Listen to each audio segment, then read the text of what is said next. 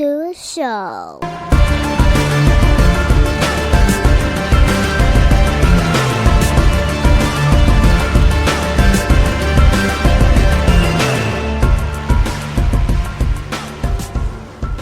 What's up, everybody, and welcome back to another episode of Off the Mats Podcast. And it's me, it's Dante. We're in 2025. We're having a good time. We're thriving. We're getting it in, y'all. So this week on the podcast, I want to welcome another, I meet everybody through Instagram. That's just how I rock and roll. I wonder if that's how most people meet, but I meet a lot of folks through Instagram, and a lot of times I talk to a lot of folks and then I don't even realize that we've like spoken before, or like, because I have Off the Mats, I have BJJ Wiki, I have So You Like Horror, I have BJJ.nerd. There's so many different accounts that I have. So I didn't know about that one. Dude, trust me. I gotta go follow. I want that one. I gotta go follow that one. But we end up crossing paths. So my guest today is actually someone that I know through Instagram, and as we were just talking before, it just seems like we have a lot in common, and it's going to be a good old time here. So I want to welcome to the show Mr. Alien Blueprint himself, Sean Doherty. What's up, Sean? How you feeling, man? Feeling physically shitty, mentally awesome. Hey, at least one of them's awesome. You got it's half and half here, buddy. So that's good. So I guess really, whenever I take a look at things and, I get people on, I'm like, yo, all right, we're going to sit down and talk. What am I going to talk about? I want to first off know your story. You're looking at, your profile, seeing that you're in the Air Force.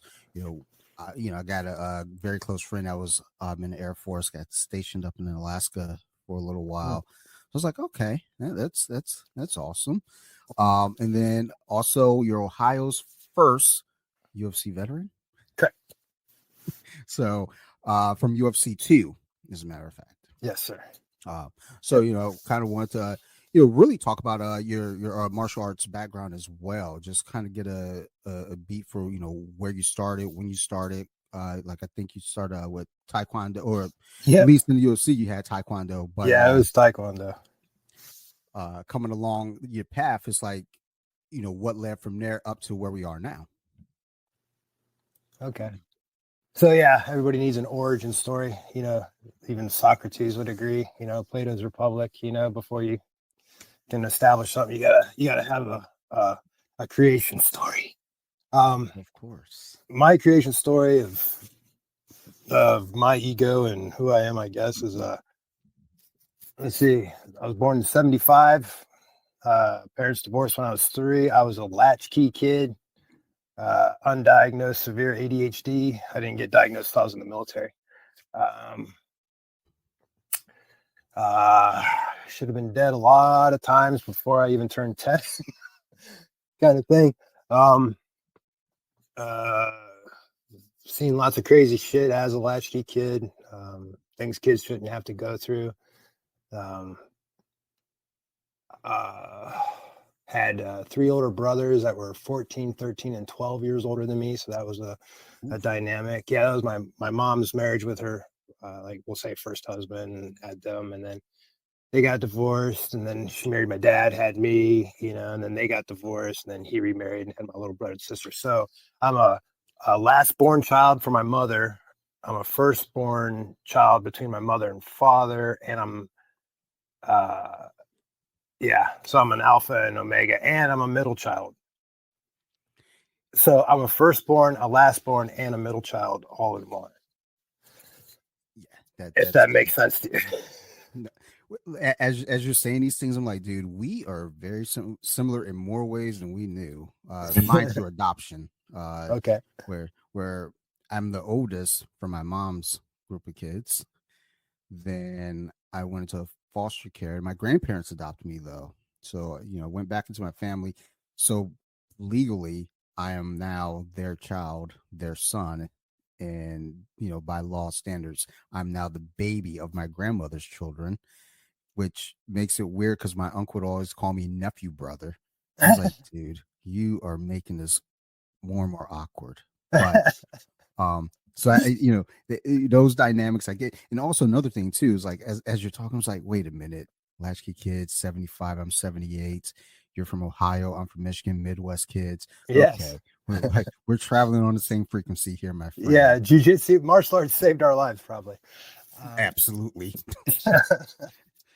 Okay, so go through my stuff. I lived like I just found my mom just died April 13th. April 12th was my birthday, and she was dying. She was suffering. It was like her eighth year of Alzheimer's, and I was going through some stuff, and I found the paperwork, all the court documents of when my dad pushed to get custody of me from my mom because of all these things. It was like we lived in all these different places, and the last place, like it said, I was living was in a trailer park in Ravenna with my mom. But I lived in like 8 different places before I even graduated high school or some shit. I went to so many different schools. I was just constantly starting over. Very unconventional upbringing as far as like the nuclear family and the perfect picture for American upbringing or whatever. Yeah. So found myself. I was always had this governor switch in me that I didn't want to go to jail or die, right? So my decision making, just took me to the cusp, just to the edge of those things, and I never went past over. And so I always had that going for me, which prolonged my life. A good thing to have. Yeah. So I go throughout life back and forth. I mean, with my mom and with my dad, lots of psychological issues, having undiagnosed severe ADHD, and just not knowing what the hell's up or down, let alone try to figure out life. So the one thing that ever made sense to me was like, I love Bruce Lee movies. I love Chuck Norris movies as a child. And I imitated Bruce Lee, made all the noises, jumping on the bed, doing kicks and stuff like that. So my mom got me into Kung Fu when I was like 7 for a second. And that was just too slow, too much concentration. It's not good for me. Like standing in a horse stance for 45 minutes and moving my hands super slow and snake hand, and it's just like, no. My brain was just too much. So fast forward to 9th grade. I'm walking down the street and I see a sign for kickboxing. There was a taekwondo place, kickboxing, and they had ninjutsu and aikido and a few other things there. But kickboxing was what caught my eye because my brother Todd was a Golden Gloves champion boxer when he was 16 to 18. My grandfather was a professional boxer as well. So it was, and my brother Todd, he lived with us in my 6th grade year, and he started me in boxing. So, but Golden Gloves, there's nothing for anybody under 16. So I was in the 6th grade, and so it was just simply I had my introduction to pugilism. So fast forward to my freshman year of high school. Being an ADHD kid like me, I opened up my mouth too much at times, and I had to dodge a lot of fights. I was always afraid, and I just got tired of being afraid of me having to pay for my mouth. Yeah, I said truth. I was the guy who said the shit that needed to be said, but everybody else was too afraid to fucking say it. And there's consequences. Even if it's a good thing, if you do the right thing, there's going to be negative consequences a lot of times when you're standing up for things in society or whatever. But I'm the guy who points out the toes that I see under the curtain. I can see the man behind the curtain, and everybody wants to keep the kayfabe quiet because they don't want nothing to lose. So, so I didn't get beat up. I was like, oh, hey, look at this. I'm going to learn how to fight. I want to pick up where I left off with the boxing. This looks cool. So in order to do the kickboxing, I had to take up Taekwondo. And it just started. That was where I was, that was my freshman year. So that would have been 1990, 89 to 90. It just turned 90. February 1990 is when I started kickboxing.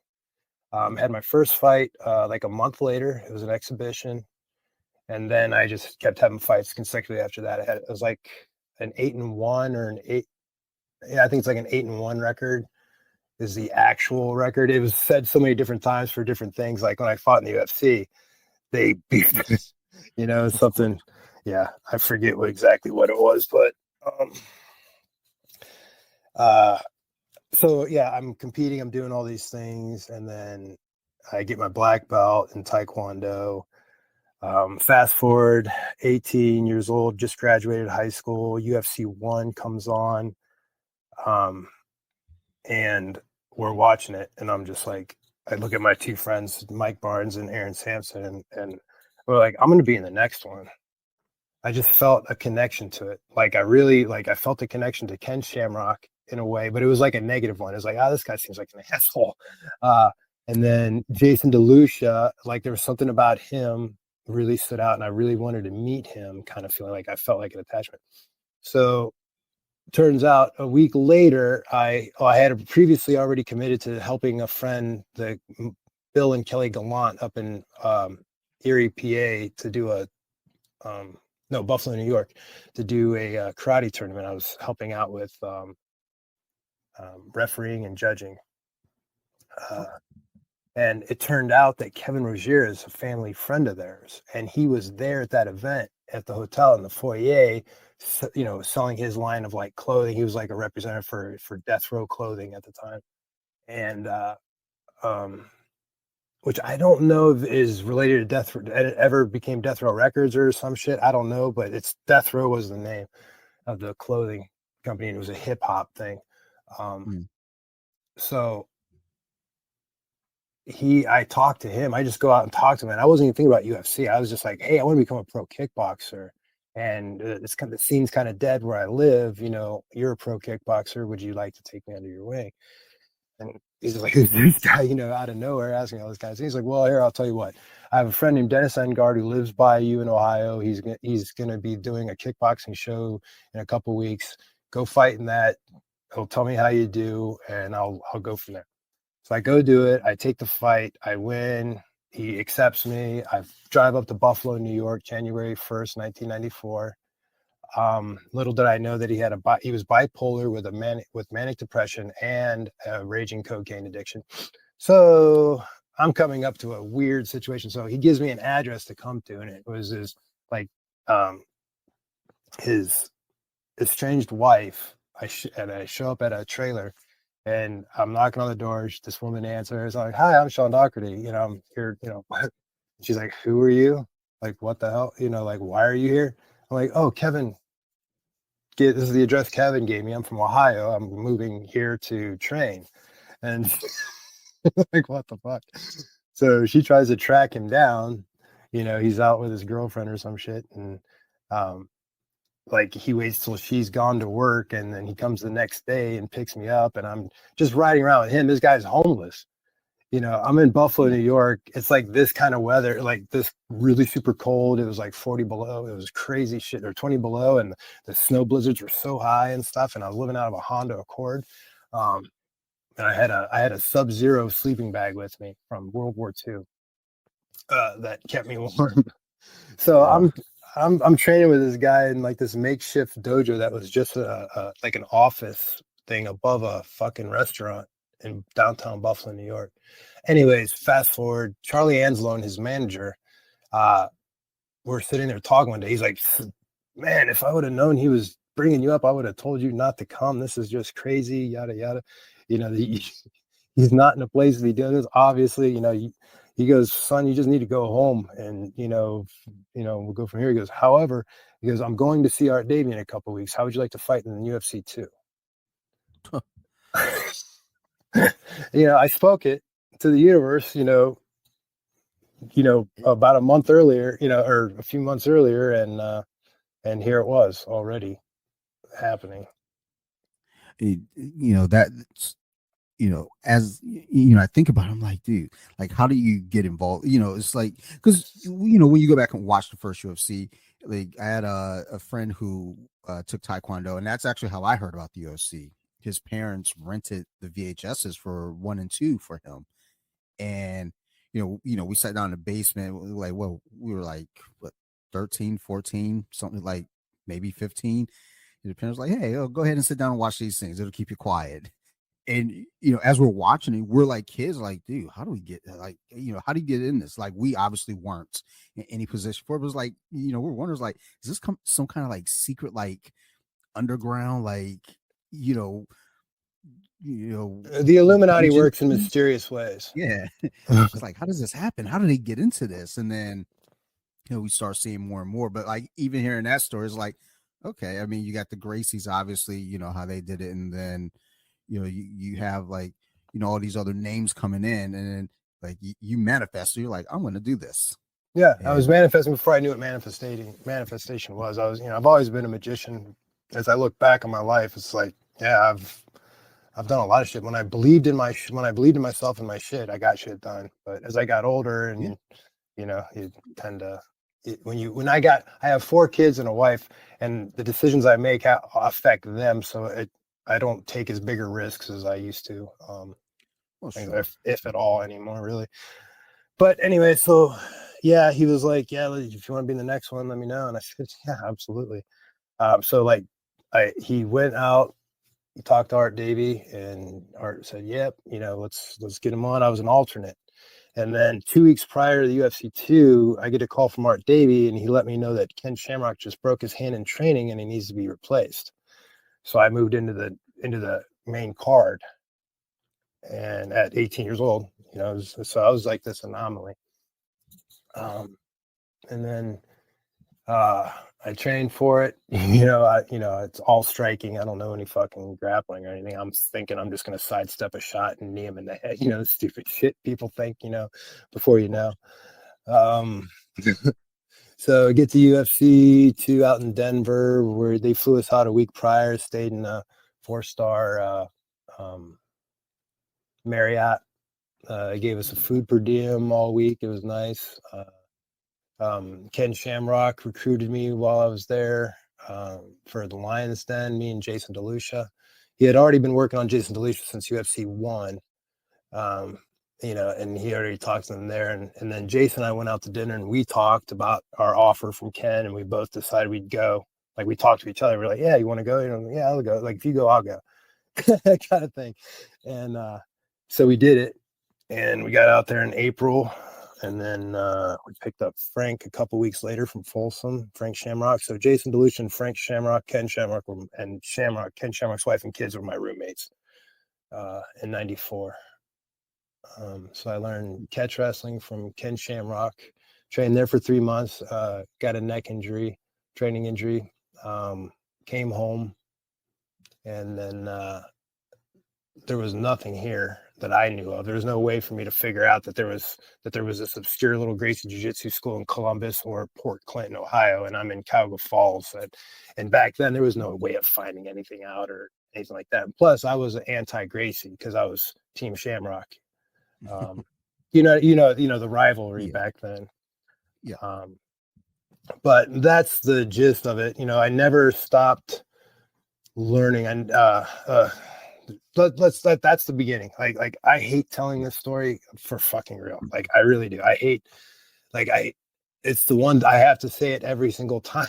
I do a podcast and stuff like that, and just like I kind of like in my brain it stalls out. I'm like, what do I want to say next? I always say the same fucking thing, and it's like Gotcha. So I guess from that point though too, you end up in the Air Force. So just kind of the path that you take, and just not being like the quote unquote typical kid in the U.S. Just like like we were talking before we recorded. You gotta graduate high school. So there's a big jump. So I left off at age 19, just there. Okay, I didn't join the military until I was 27. Okay. I already had a kid. I had my firstborn. Trying to figure out. So I'm back home in Ohio. A couple of my friends, they became Mormons. So they brought it to me. I'm in a transitionary phase. I'm nursing an injury. I'm getting healthy. I'm trying to figure out my life. Am I going to go back to the Lions then? Am I staying out here? Am I doing my life? So I ended up becoming a Mormon, go on a mission, to Las Vegas, meet my wife, get married by 97, which makes me 21. Right? Yeah, 90. Yeah. Yep. So I get married when I'm 20. No, I get married when I'm 22. Sorry, April 25th, 1997. And then I move out to where I'm at now in Ashland, Ohio, and I find a guy named John Saylor, who used to be the head coach of the Olympic Training Center in Colorado Springs, and he was the corner man for Christoph Leininger. And I think that was UFC 3 or 6. I can't remember which one. But he was trained by Alan Kohaj, Bad News Brown, judoka, he was a major judoka, things like that. But he had what was called Shingi Tai Jiu-Jitsu. And he, back in the 90s, when he was the head coach at the Olympic Training Center in Colorado Springs, he was doing like mini UFCs. He was having the karate guys fight the judo guys. He was having the wrestlers fight the taekwondo. He was doing all these things. And even the Gracie Challenge, Orion Gracie came to Colorado Springs, came to the at the training center. My coach, the reason why he was a coach at the training center is because he was an Olympic hopeful. But his last match he had his brachial artery and brachial nerve plexus severed. So his left arm is paralyzed. He can't lift up his arm or anything like that. So he fought Rorion Gracie to a draw twice in the Gracie Challenge thing. That footage never made it. But anyways, I came under him. I became a black belt in judo under him, black belt in Shingi Tai Jiu-Jitsu under him. Now, Shingi Tai, the 3 Japanese words means heart, mind is what Shin is. Like having a strong heart, strong mind, never giving up, fortitude, things like that. Gi is technique and skill, and Tai is physical strength, So those are the 3 components of a warrior or anyone or anything you want to do in life. You have to cover all 3 of those things: mind, technique, skill, your education, and health of your body. And it's a complete mixed martial art. I mean, it was so amazing. Like all of our guys ended up like testing out in Brazilian Jiu-Jitsu black belts. Like it's complete. It's a complete martial art. It's fucking amazing. But anyways, I got under him in 97. The first person he introduced me to was Louis Simmons, Westside Barbell.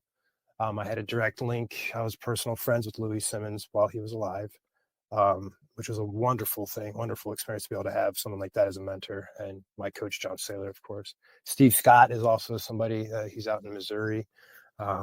He's a major Sambo judo guy. He's the reason why Ronda Rousey has a career. He taught his mother, her mother taught Ronda Rousey's mother was one of his students, and Ronda was one of his students and taught her. He's got this book called The Encyclopedia of Jujikatami. He's all about arm bars. He's amazing. His armbar series. But anyways, I'm with John, married now, and then so I was supposed to fight in Pancrase in 94, 95 timeframe. Actually, 94, I was supposed to debut with Ken, but I came home. Now we're fast forward 98. I'm supposed to debut against Kunioku, the guy who I was supposed to debut against in 1994, as we were both going to be young boys fighting. I was going to be going from Ken's stable and P's lab stable. I was going to be fighting. So we were the 2 young boys that were going to fight. So back to 98. I'm supposed to fight him. I have these 2 loose shoulders that are popping out of joint, out of socket, and they basically became paralyzed. I had to fix them. So postponed 98. At 99, I got double shoulder surgery. A year later, 2000, I compete in the first Arnold Classic grappling tournament that was ever held. I took 2nd place. And then a month later, I fought Minoru Suzuki in Pancrase. So a year after my double shoulder surgeries, I took 2nd place in the Arnold Classic, and then I lost against Minoru Suzuki in Pancrase. And this was 2000. Okay. So I get to fight in Pancrase. My manager was Phyllis Lee. She's historically not known for being the best person for the fighters, but she gets people fights. She was the manager for Shoni Carter, Chris Lytle, Jason Gotze, I think the Gasaway brothers, Adrian Serrano, I think might have been under her. She had so many fighters. But anyways, I had a kid, a house payment. I was going to college, and I was thinking I was going to be able to fight, to supplement my income and this and that, and fights weren't coming. This is 2000, 2001 time frame. UFC didn't really get to be popular until 2002 from that first Ultimate Fighter. That's where that Stephen Bonner and Forrest Griffin fight, that's where UFC's notoriety and fame, because up until then it was just known as human cockfighting to some people, and others is like, what's that UFC fight? There was no, it was a very obscure thing. It wasn't mainstream yet. So getting fights were very hard. So my manager, she ended up okay, so getting fights were hard, blah, blah, blah. I'm having a rough time. So I'm like, how do I was driving one day and I was like, I gotta take care of my family. I have a kid. What am I doing? And I just heard this voice say, go join the military. So I'm like, okay, I'm gonna go join the Marine Corps. My dad was a Marine, my brother was a Marine, grandfather was a Marine, my other grandfather was in the Navy. Might as well just go Marine Corps. But so I went and sat with a recruiter, talked to him. I could do 20 handstand push-ups. I was in phenomenal shape, 30 pull-up, crazy. And I had 2 shoulder surgeries. So he was just like, you're doing all these things. I can't imagine we're not going to get a waiver, So put into the BUMED that I had the 2 shoulder surgeries and they denied me. So he was just like, dude, go Air Force. Don't go Army. Don't go Navy. Go Air Force. They have all kinds of shit you can do. So it was May 2001. I start talking to the Air Force recruiter. We start getting all my paperwork, getting all my stuff to go to the Surgeon General to get a waiver for my shoulders and stuff like that. And I'm in the delayed entry program kind of thing. I'm waiting to go, and I'm supposed to swear in on September 11th, 2001.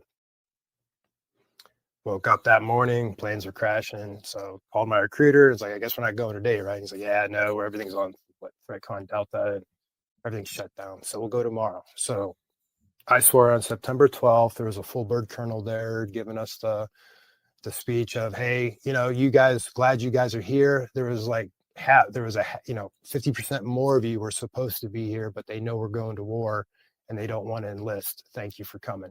Because I had an opportunity to say no.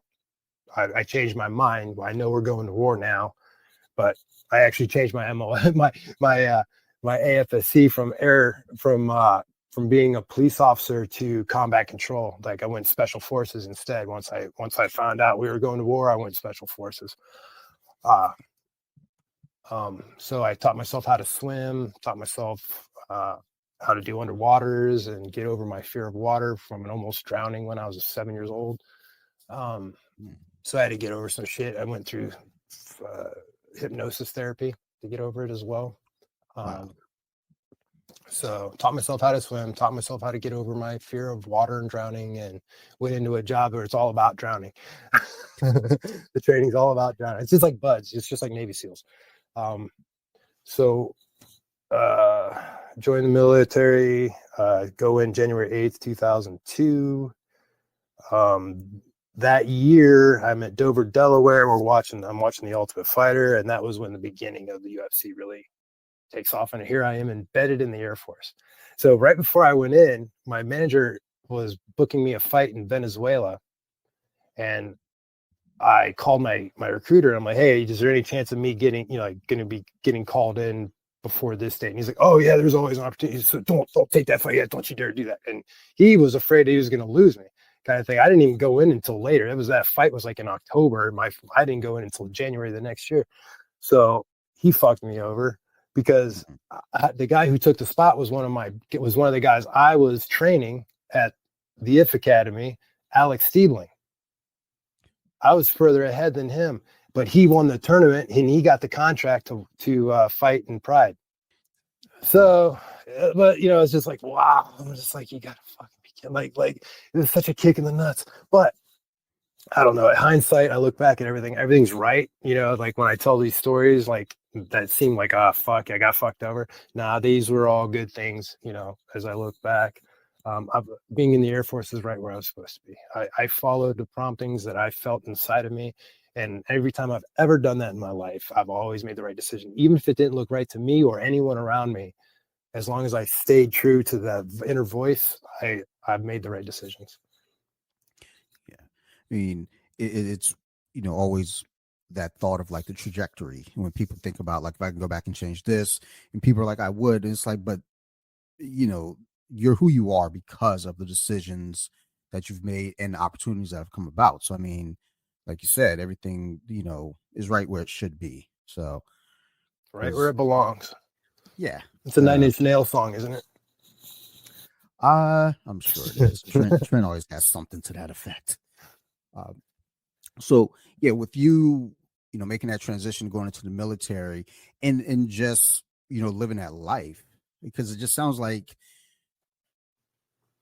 you're just an adventure, just in general. It's almost like every step you take, leads to another endeavor.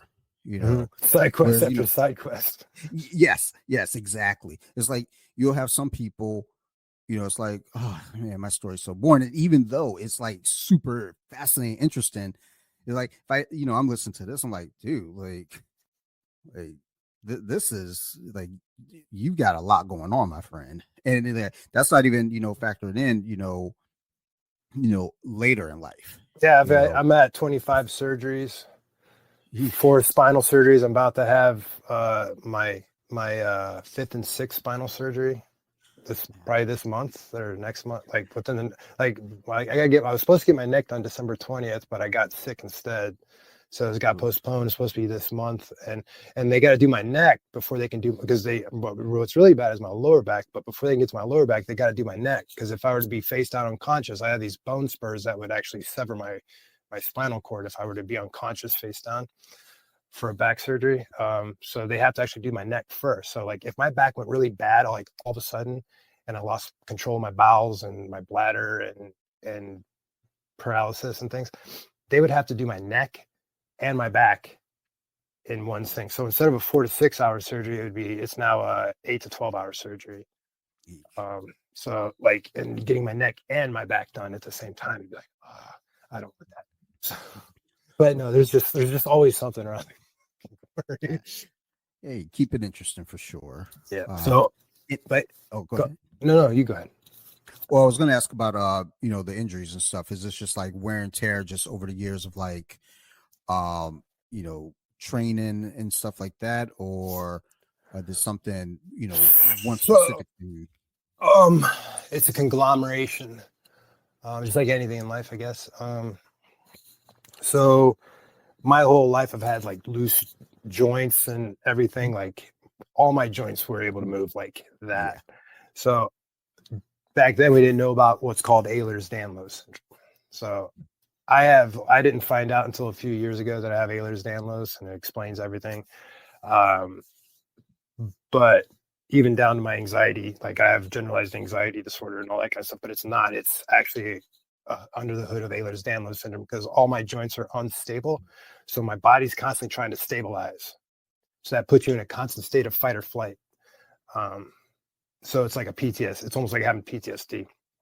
So I didn't know, like if I would have known then about this condition, I would not have been a professional athlete, because being a professional athlete and doing everything 100 miles an hour is the worst thing you can do for this.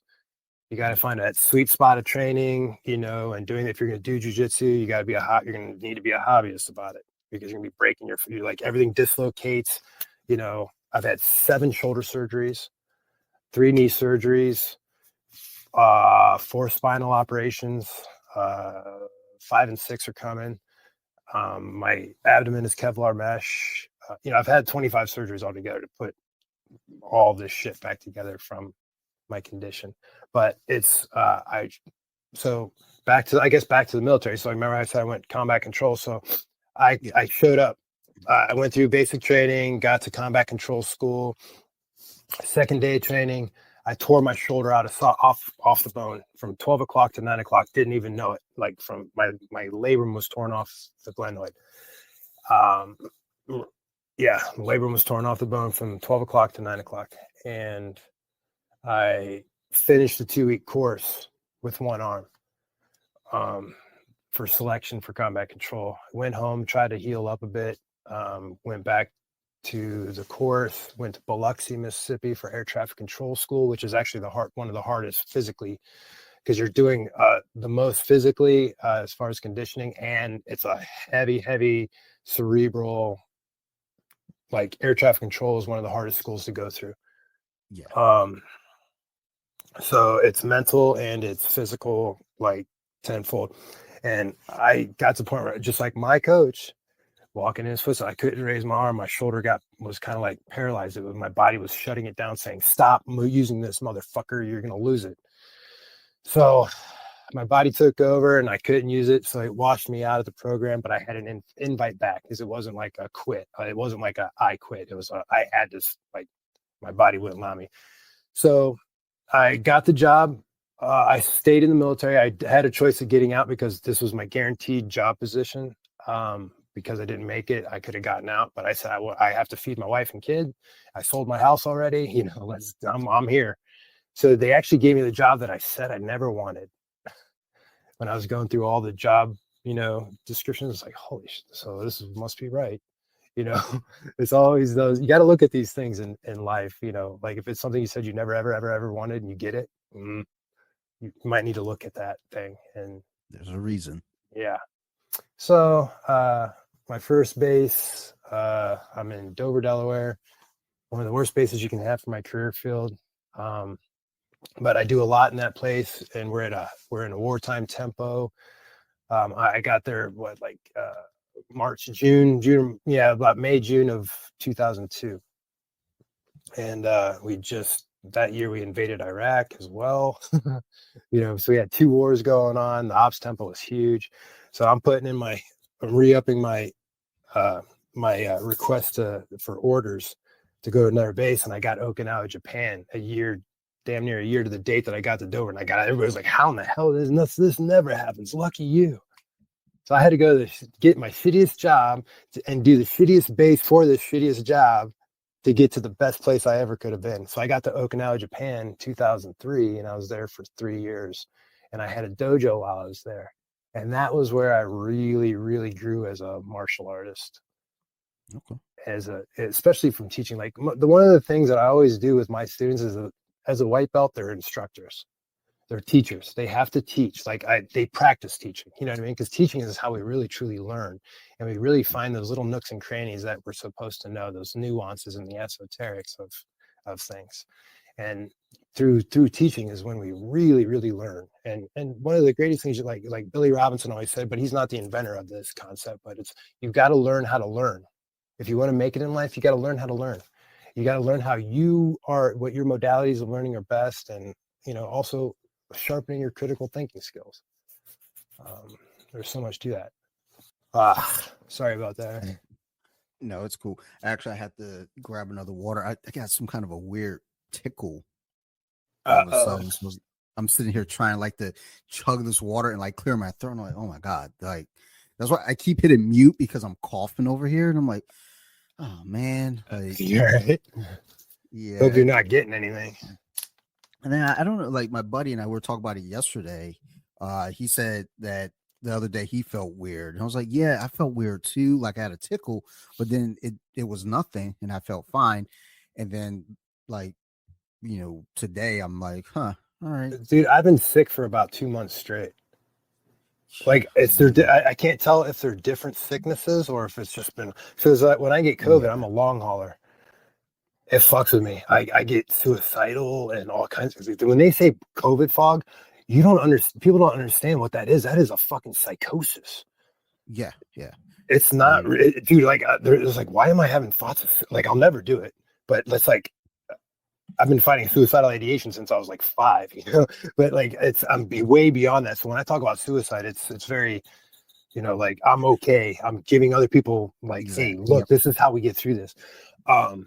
But that's how I know I got COVID is when I'm getting suicidal. I'm like, what the fuck? Where are these thoughts coming from? This isn't me. Yeah, I tried to explain that to a friend a couple years back. It's like I'm not I'm not gonna do anything, but I have to talk this out. Oh yeah, Because that's it's why we driving me won't. crazy. That's why we won't do it. Yes. So it's nice to finally hear somebody that understands that, because I'm like, like anyone I've talked to is like, we're worried about you. It's like, well, no, I'm okay. Like, I'm not going to do Dude, anything. you have got to be a self-unaware fucking moron to not have a thought of suicide at least once in your fucking life. Exactly. It's like, I mean, it's like, I don't know. It's like, I have one friend, she's always kind of like, you never know what's going on up there, but she always claims like, no, everything's fine. Like, no, I would never, like, I've never had that though. I was like, huh, okay. Yeah, Must be I nice. hear people say that. I'm like, how? Are you lying to me? Or are you really just that neurotypical where you just everything's hunky, you just got these Yeah. fucking blinders on and you don't see what's going on around you. That things aren't registering. Yeah, because it's the stuff around me that gets me now. Because it's like, it's like, oh my god, like all this goofy shit in the world going on. I'm like what, like, do I want to even continue? And it's like, not because Yeah. I'm gonna do anything, but it's like that. There's that thought. Like, why do I like? There's no point in like doing next year. Yeah. Like, My mantra goofy. it was like there was this shift. It was like 2012 when I went through my shadow work and really was when I started my shadow work and really started investigating myself. What were you just saying? Sorry. Oh, we were talking just now. We're talking about the suicidal. Yeah. So I was always saying, I don't want to live. I don't want to live this way. I don't want to live this way. It's not that I don't want to live. It's that I don't want to live this way. It's very situational. My depression is situational. My suicidal ideations are situational. It's when there doesn't feel like there's a way out and I'm stuck. I'm very claustrophobic. So I'm tipping in. I'm severe ADHD was my diagnosis in the military from military psychologist, psychiatrist. But I'm thinking of, as we learn more about autism and things like that, and I see in my family, like I know I'm dipping in there.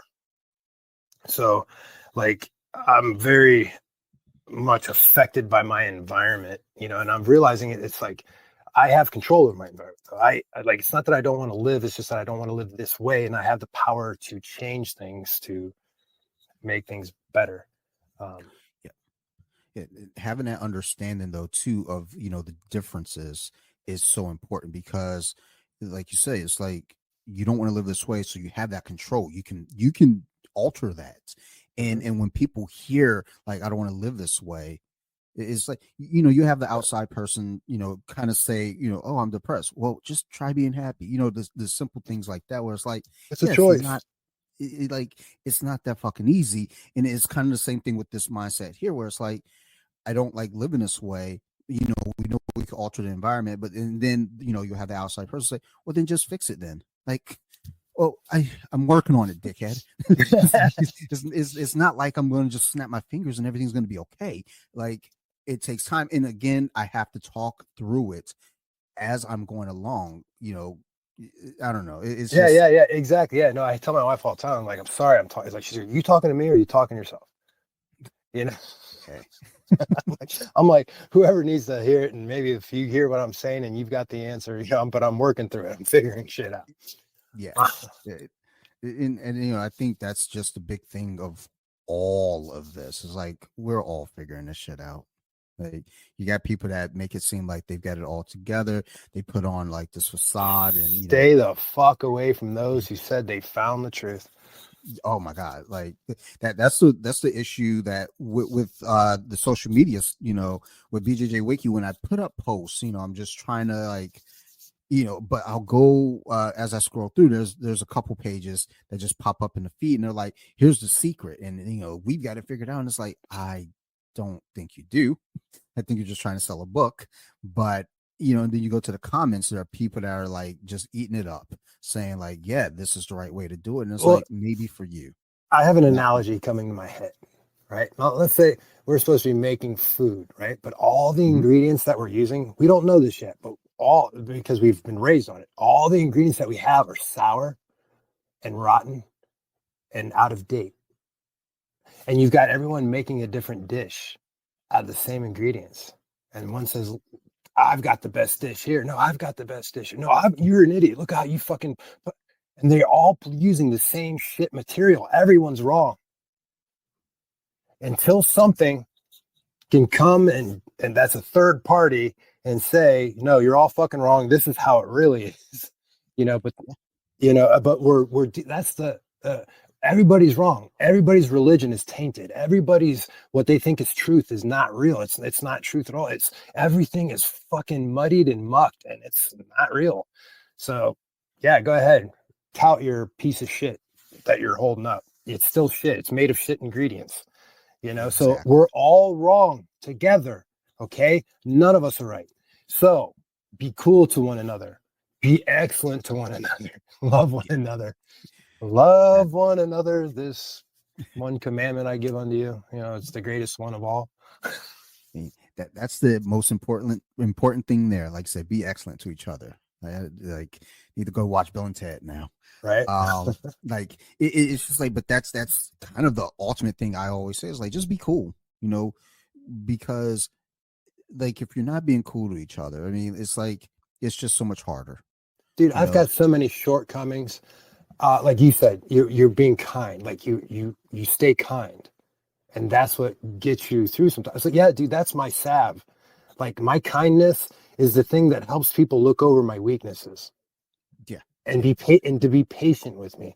If I was an asshole demanding people to bend to my needs, like yes, look, I'm possibly autistic ADHD, right? I'm definitely ADHD. I could be autistic, but I'm not asking the world to change for me or us, you know what I mean? Or my people, you know what I mean? I'm just saying, hey, just be cool. Just know that not everything is like this whole society that we're built for is built for neurotypical people, yes, people who don't question authority, people who don't, you know, think outside the box and don't push the boundaries, and us people, we end up either in jail or in battlefield, or we find some weird niche that we can really fucking like me. It turned out to be martial arts. That was my savior in life. It gave me I think direction. a lot of us in the martial arts world, whether you find it early or late, it's a lot of us were those kids who didn't particularly fit in, Mm-hmm. like I look at sports, a lot of folks, and it's changed over recent years, but you know a lot of folks who are doing martial arts weren't doing, your typical ball sports. They weren't playing basketball, they weren't playing football, Mm-hmm. baseball, hockey, or any of that, soccer, none of it. They were, I was those kids. skateboarding. Yeah, exactly. Like a lot of, a lot of folks that skateboard, breakdancing, stuff like that. No, I was They break. see. I was on a local television station breakdancing when I Oh, was nice. in the third or fourth grade. Fourth grade in Yeah. Youngstown, Ohio. So that you brought it. I mean, that was another. Breakdancing was my first thing. A Mm-hmm. little bit of gymnastics was in there before that, and but yeah. So yeah, like martial arts really is a saving net for a lot of neurodivergent humans, like those people who don't fit Mm-hmm. Absolutely. like the Asperger's type, that the ones that were labeled as the weirds and the freaks in school. Those were, I was one of them. Be like, yeah, Sean, you say the weirdest fucking shit, dude. The shit that comes out of your mouth, the shit you think, I mean, it's like, bro, yeah, no, I guess I'm I weird. would always I would get asked if I ever thought before I spoke, and I was like, "Well, yeah, that's why I'm saying it, because I've been thinking about Do this you shit." ever think before you respond?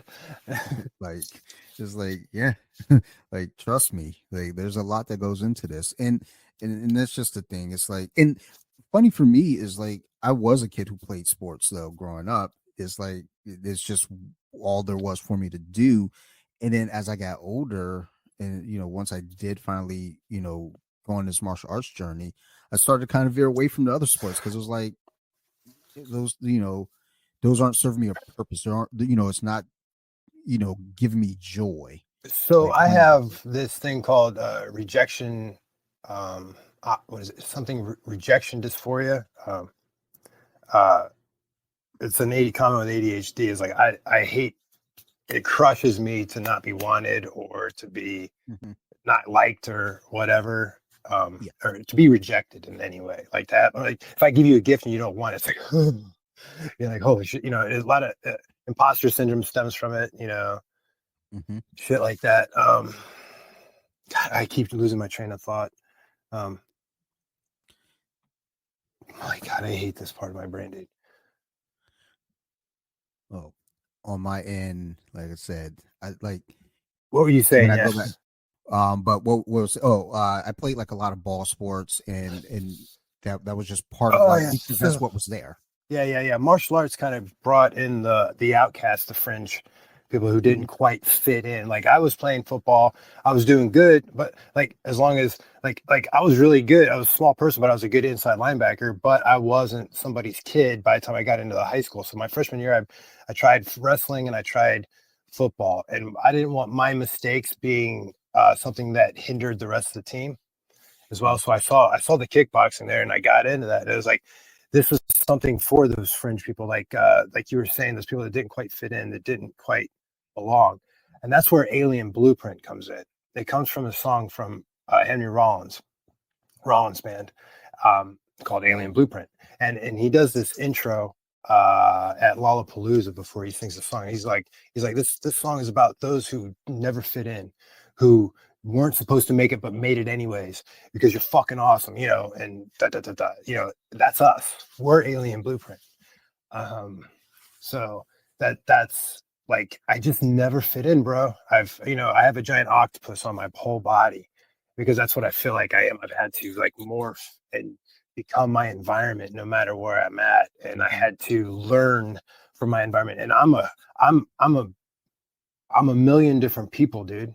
Like I'm a part, like everybody I've ever come in contact with is a part of me, and it is a part of my personality. I used to like get upset about that. Like, who am I?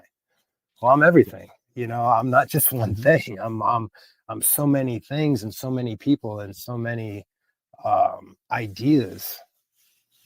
I think about that too, and you mentioned earlier you moved around a lot as a kid, Mm, and as did I, and kind of think about that and connecting is like because I'm very similar in that regard, where it's like I've I've met so many different people in so many different areas, and it's kind of like you're taking in all these new uh um uh pieces of information and new emotions and just stuff from other people to a point where you get to your own set and you're like, well, who am I? mhm. Like, who am I? Like, but I think that's, again, especially in our environment, that's just the way it is, though. If you just sat in a room by yourself for years, no exposure to anyone else, you'd fucking lose your mind, you know? Yeah, uh, So we become, those around us in some capacity, little pieces. yeah, and we kind of, in some ways, we need to forcefully do that. We have to go into our solitude once in a while to Hmm. find out who we are and to sit with ourselves. Because a lot of people won't sit with themselves. No matter how horrible I view myself or what I've done or whatever, I can sit with myself, you know, Yeah. and I can deal with it. And there's times I start to go crazy, but that feeling of going crazy is part of it. You've got to put that pressure on the mind sometimes, and it Yeah. it it, it tempers it, Yeah, you need it. strengthens it. It's it's something that I think everyone should at some point. Like I have friends who, you always got to be around people. It's like, dude, sometimes it's okay to hit nature, go for a Mm, walk.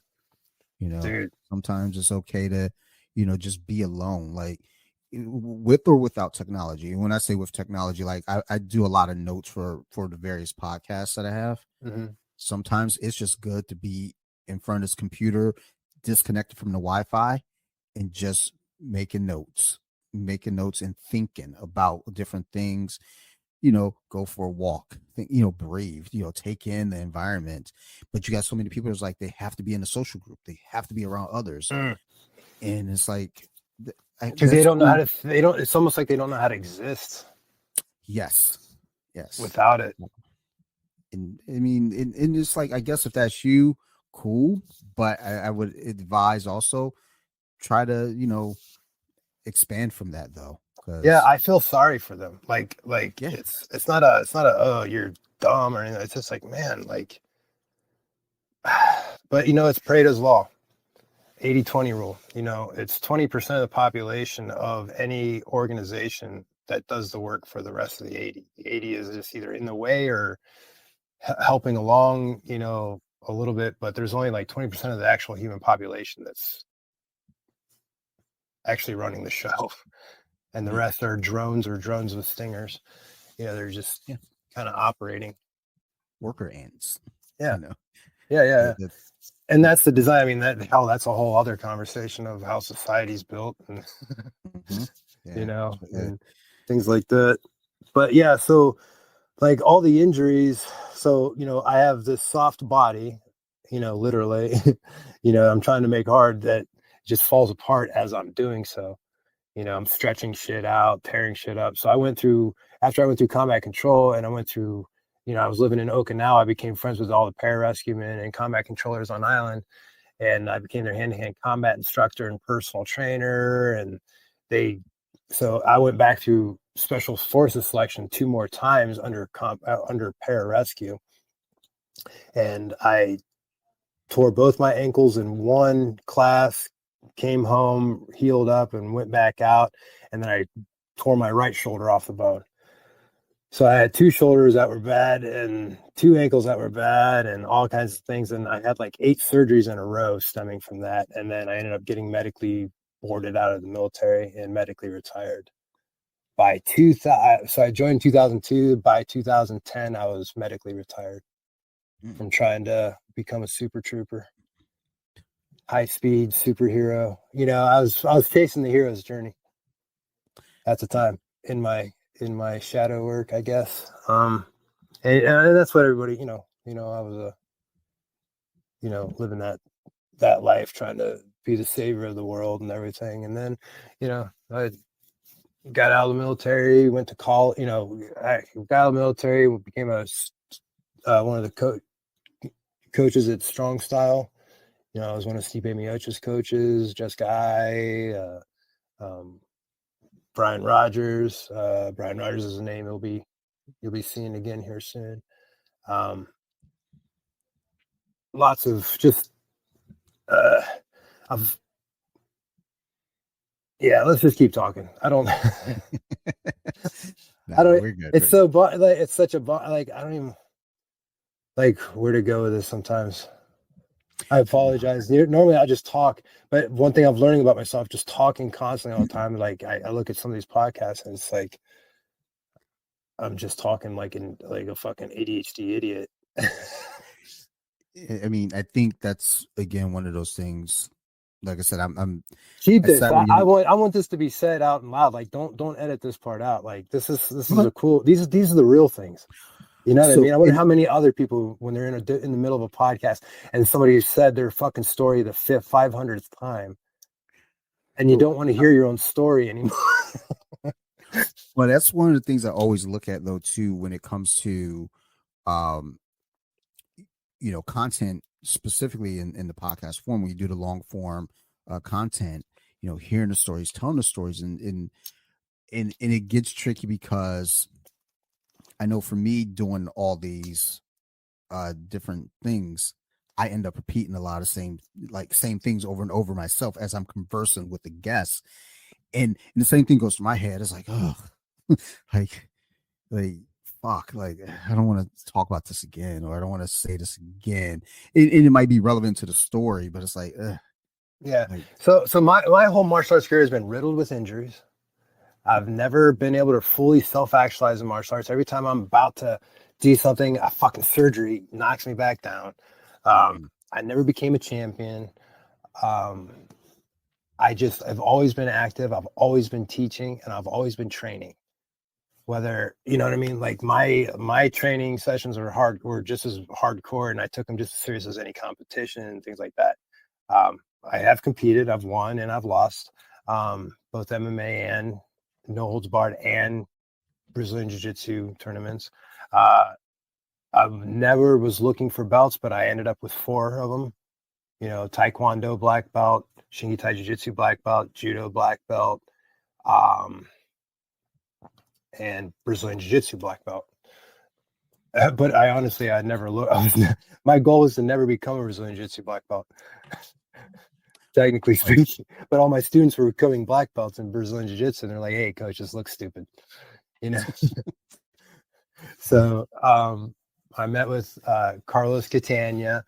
You know, I was already I had started in 94 and 2017. Got with him. He put me at brown belt, made me stay there for a year, just for, you know, be brown belt for a year, 4-degree brown belt for a year. And then I taught a seminar for my black belt, you know, down in Maryland. That was March of 2018. Where in Maryland? Carlos Catania. Okay. I forget what town or whatever, but I'm friends with also like DeFirma, BJJ, Ricardo and Heidi Tubbs.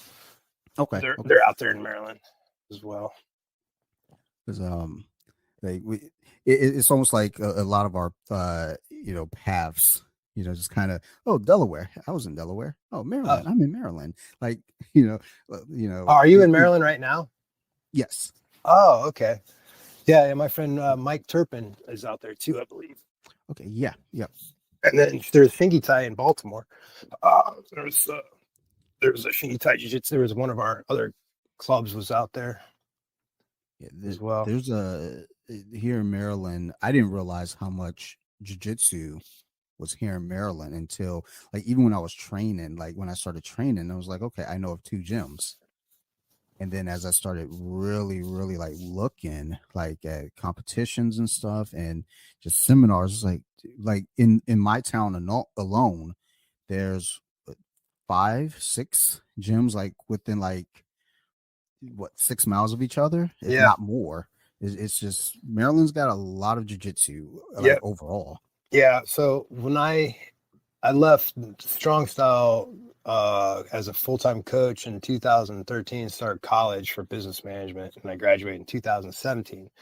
2018, my first job out of college was with Grappling Industries. I drove the truck.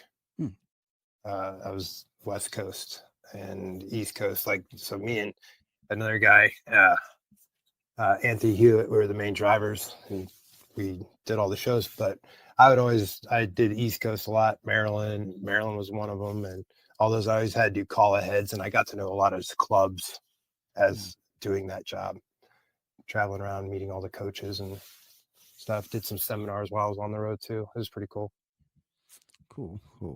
Yeah, I know a lot of different gyms I talked to for Virginia.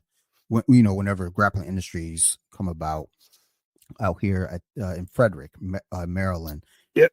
I'll communicate with like a few gyms from Virginia. And they're all making the trip up. I don't know, like I know Delaware, folks from Delaware come out too, but it's always interesting, when you start thinking about how the sport has grown, and just, and even from the idea, like, in the 80s, you had like all the McDojos coming up because of Karate Kid, Ninja Turtles, stuff like that. And then jiu-jitsu turned into this phenomena. And then the UFC started really blowing up, and then you started seeing jiu-jitsu gyms popping up, or you see other gyms transitioning. It's the new Tracy's Karate. Yes. Gracie Jiu-Jitsu is the new Tracy's Karate. Yeah. I mean, I'm not comparing it to Tracy's Karate. I'm just saying it's the new model, the business model, and it's the thing that it's the new karate. It's everywhere now. You'll see people even put on their banner Gracie Jiu-Jitsu. It's like, and that's fine and all. It's like, you just have like straight up gyms saying MMA gyms. Yeah. Like, look, we cover it all. And I know where I train at, it's Crazy 88 MMA, but we're jujitsu heavy, like very jujitsu heavy. But we got a good mix of everything, and quite a few fighters coming out. But it's always interesting when you see these other gyms, and this isn't kicking dirt at them or nothing. It's just like that's interesting, because just last week you were Lee's Taekwondo, and now you're like Taekwondo and grappling, or Yeah. Lee's MMA. So Yeah, it's now a new revenue stream for some of these guys. It's like, oh, there's one more thing to put in here. yeah, of It's course. well, look, it's capitalism, man. Yes, it all affect capitalism will affect the art, and what else affects the art? Oh yeah, governing bodies. Mm-hmm. Yeah, that's for sure. There's Yeah. always got to be Big Brother watching. Someone's up there. Got to make sure. Yeah, and oh, and just to be clear for anybody in the audience, the whole Shamrock Gracie beef that was a long time ago. I'm way beyond that. It's you young kid keeping a loyalty to your coach, and it was Team Shamrock versus Team Gracie. Mm-hmm. There was that kind of thing. And being loyal to Ken and stuff like that. Now, like 10 years ago, you throw that shit up. I was like, I'm gonna go have fun and play with all, because I liked all these Gracie guys. I liked all, like all the students, and all these people. I was like, I'm tired of fucking people telling me who I can't play with. That's why I left the Church of Jesus Christ of Latter-day Saints. They were telling me who I can and can't play with, and who I should and shouldn't love, and all that kind of stuff. It's like, leave me alone.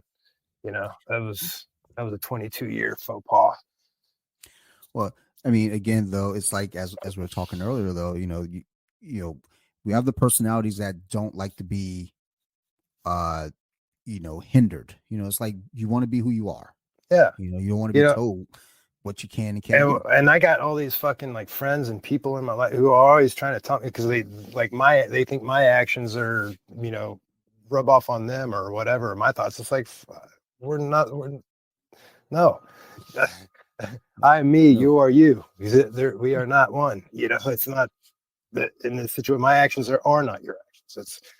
This is me. This is who I want to be. This is who I want to hang out with, and I don't want to hear anything about it.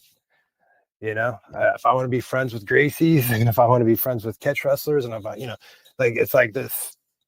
I belong to everyone. Mm-hmm. I am somebody who I see myself as a world citizen, not in like this. I'm not a globalist, one world order type shit. I'm just saying, I love everyone, and I want to be around everyone. I've traveled this world, but I'm not, an American. I'm not whatever. I live on this planet. I'm a planet. I'm a Eartharian. I'm a planetarian. I don't know. It's like, I mean, and that's just the thing. It's like, when we start divided and breaking down based on like where, what patch of dirt someone is from, it's like, look, man, I'm just a dude. I'm just a dude just trying to have a good time and be cool to everybody, because I'm going to be cool to you. I mean, I prefer you be cool to me, but if you're not, I'm just going to walk away. Yeah. And that's where I'm at. Like I used to think, like, so I learned how to fight so I could protect myself so that I can just be who I want to be. That's what it really came down to. And I don't ever want anyone to hinder me with that. Yeah. Like, again, I've always like kind of felt like with me learning how to fight, it gave me the confidence to be who I wanted to be without having to explain myself. Absolutely. So yeah. I hate answering. Like I hate having to answer. If somebody asks me why am I doing something, I have this adrenaline dump, and my whole body gets hot. And I'm just like, leave me the fuck alone. You wouldn't understand anyways. The last 2 years, I've been basically kind of in this place of being able to say no without explaining myself. Boundaries. Because no is a complete sentence. If someone says, like my buddy, and he gets it now, but he was like, hey, do you want to go out and watch the game, on X amount of night, Thursday night, Tuesday night, whatever night? And I'm like, no.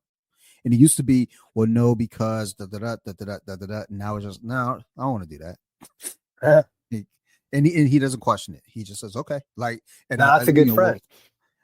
we'll text each other. And I love his responses. One word response, word. He just like, That's fucking a love good this friend. dude. Yeah, fuck Yeah. yeah, man. That's somebody you don't lose. Yeah, I mean, and that's just the thing though too. It's like, people go into martial arts for various reasons, many different reasons. Again, the big one for me, I think, was to feel something different, but also when I started thinking about it to the core, it's like it gives me confidence that I could just not say what I want to say like in a dickhead way, but Yeah, I could exactly. say, I don't have, like, my brother-in-law every Thanksgiving. It's always something. And as I started getting that confidence, I would answer questions without feeling like I'm being bullied. And sometimes I would just give a one-word answer and I don't have to explain anything further. And I didn't feel like, and it wasn't even a thought of like, oh, well, if he pushes me more, I'm going to punch him. It was more like, I now have that confidence that I can, verbally, like, Mhm. kind of shift this whole thing around. And it shows that I can now keep my cool without getting angry. And The art I of think, fighting without fighting. Now you understand what Bruce Lee meant. yeah, oh yeah, because again, as a kid, I was a big Bruce Lee fan. You know, like, all of it. So it's good to, though, like, conversing with somebody who gets.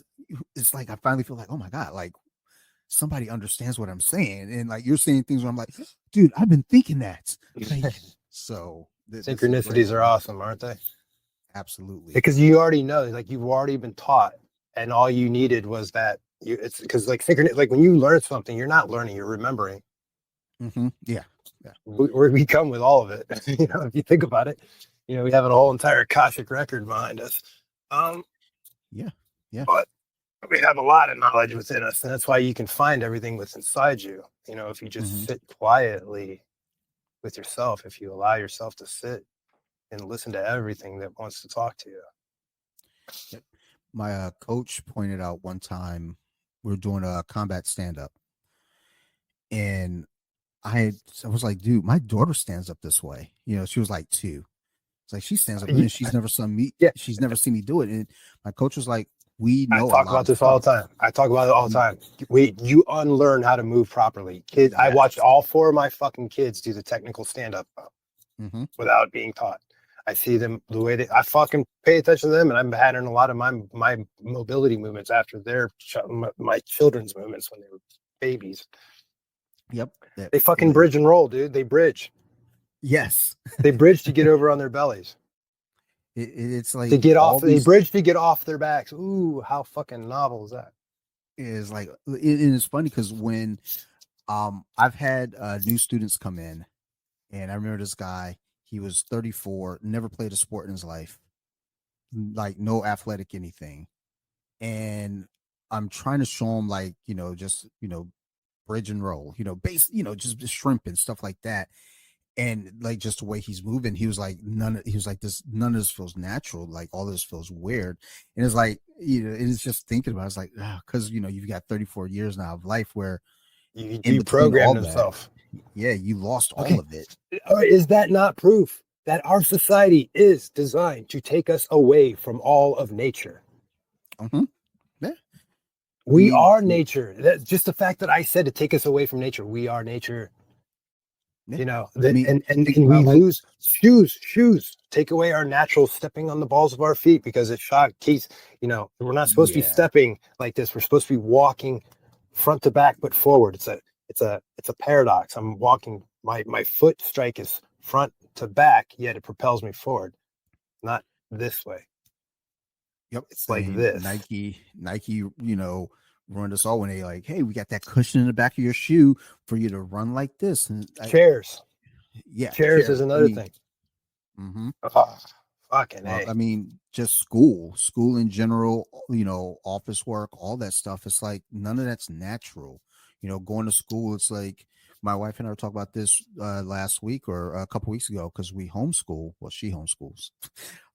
Actually, I do the PE, but we were talking about like PE stuff, physical education, and how in school, the kids are made to sit down all day, and then you get recess for 30 minutes, and then you get PE for a semester, Dude, if you're lucky. Montessori All is the that way. stuff. Montessori is the way to teach. Let Yeah. go natural. Yeah. It's But just like none of the stuff we do is natural anymore. Hasn't been for a long time. oh fuck no, dude. The earth tells me all the time. Like I truly believe I'm an indigo child. If there's one thing in this nutty world that sounds weird, is that indigo children thing, and that's one thing that resonates with me hardcore. I fucking like right now. I just want to fucking cry as I think about it. Like, like I really feel like I was put on this earth like a canary in a coal mine. I'm sensitive to things. My body's physically sensitive to things. People with Ehlers-Danlos syndrome, my wife and I were driving. I was like, oh my god, I'm getting my shoulders are getting tight. My fucking neck hurts. Oh fuck, it feels like rain's coming. Like it feels like a big body, like I'm by a big body of water. And she fucking pulled up the mat. Well, here, like we're a mile away from this big lake. Like weird shit like that. But like the canary in the coal mine is like they bring canaries in the coal mine to detect for gas. Like you can't smell it. Nobody can sense it or Yeah. smell it or detect, but the canary's small, needs a lot of oxygen, it's gonna die. So it gets you out of there. Like the canaries in the coal mine in society are the sensitive beings, the sensitive people, and if it's affecting us, then like I'm experiencing it in pain, but it's not gonna hurt someone else, but it's still hurting them. They just don't know it yet. Mm-hmm. They're being polluted. Like the pollution that I feel that I'm sensing in my body, you're feeling it too, but you're not sensitive. I'm the one warning you, saying you're being poisoned right now. Like I go, like they're finding out people that are neurodivergent lighting. Like I don't like that bright white light fluorescent shit. I gotta have soft, like all my shit is like soft amber lights because like my sensory is offensive. Like I see sound and hear light at sometimes. But I also just learned both of them operate on frequency. Like sound is light. Mm-hmm. Yep. But anyways, like I'm able to see beyond things. I experience the unseen world a lot. Like this whole thing, like when I experience things very intensely, and I know that there's more to everything than what we see. Um, you know, but I feel like that which affects me is an early warning to other people. So in this earth, I feel like I have this tether to the earth. Like mom is always telling me shit isn't right, son. We nothing is right. Everything is heavily polluted, everything is heavily wrong. It's a dog eat dog world. It needs to be a dog feed dog world. I'm not a Mm-hmm. competitive person, I'm a cooperative person. I don't want, now don't think I'm a sheep though. I don't fall fucking in line. I'm the one who first person saying fuck you to telling us what to do and things like that. I am Yeah. something else I don't know how to explain. Well, I think that's something that's misunderstood though too, where it's like you're like, I'm not a competitive person, and people take that as like, oh well, you're a sheep, you like no, you're the person that though won't go No. with the flock. It's like no, no, Yeah. no, no. I want everybody to be cool, but if you're not going to be cool, I'm going to step up and say, y'all motherfuckers aren't being cool. Yeah, I'm still a warrior, but I'm a healer. Yeah, yeah, I'm a healer, teacher, and a creator.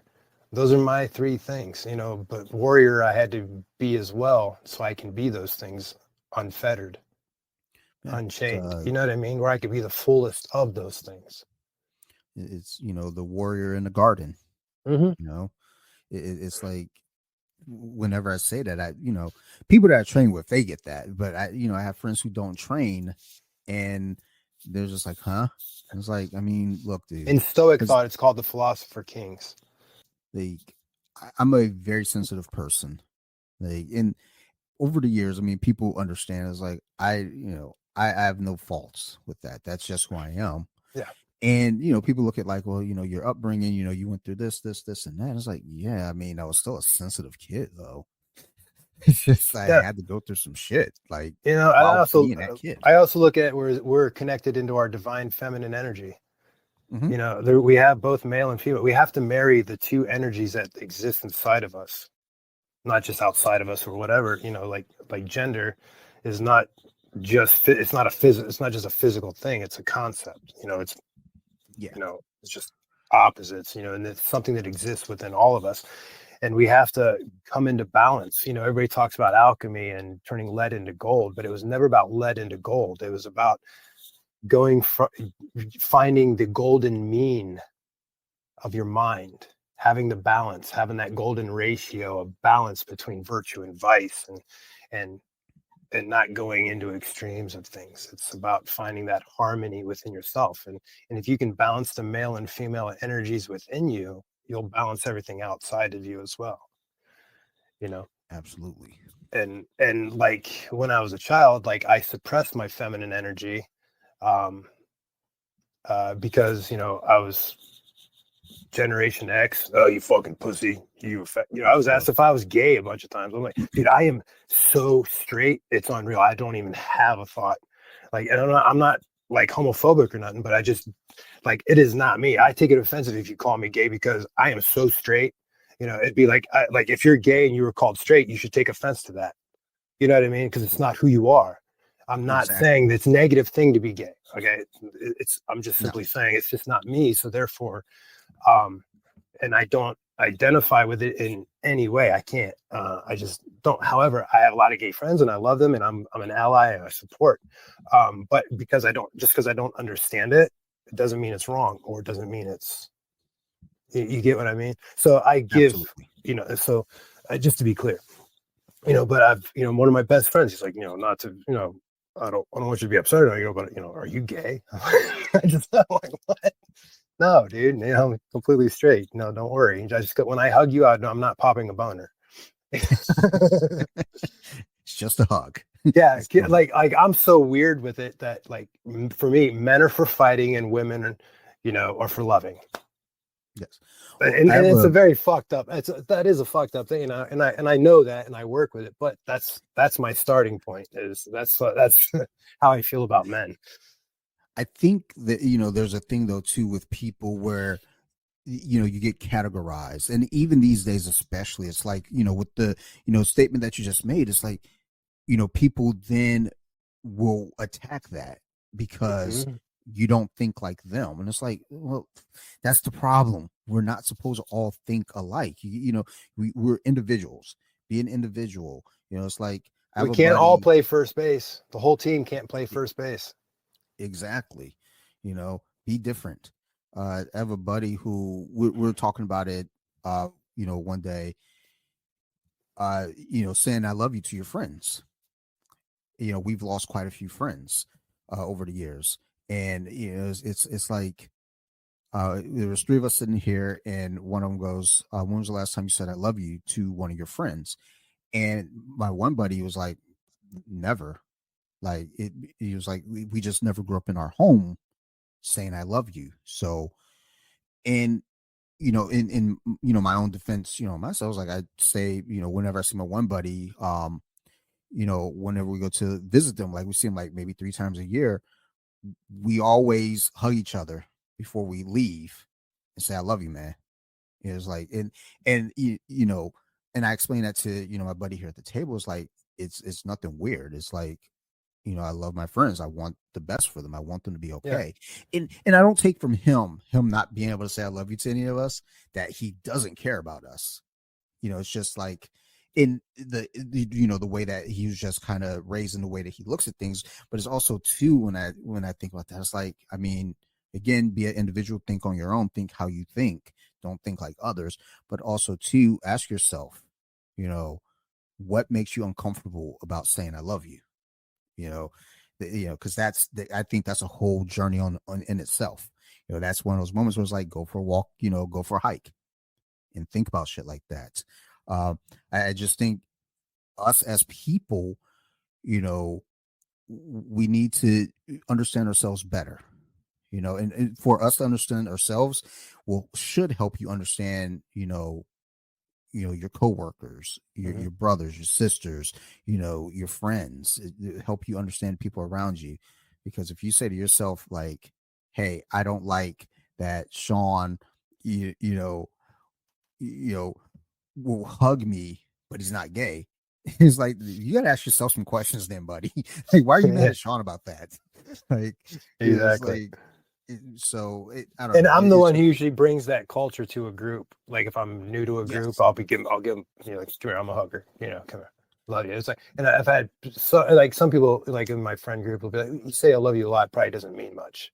It's like, oh no, you don't understand. No. You don't understand what I'm capable of. I'm sorry that you're that limited, you know, but I Mhm. view every fucking human as my brother and sister. Yes. That's just where I'm at, bro.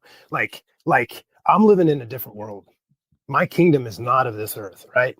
Like I am 100% want everyone to succeed, to have happiness and love, and I can love my enemy.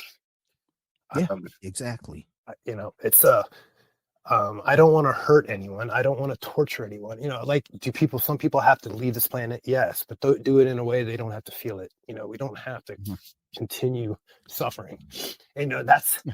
you know, anybody asks me like, what's your purpose in life? And it's to ease suffering. That's what Sean Doherty's purpose is.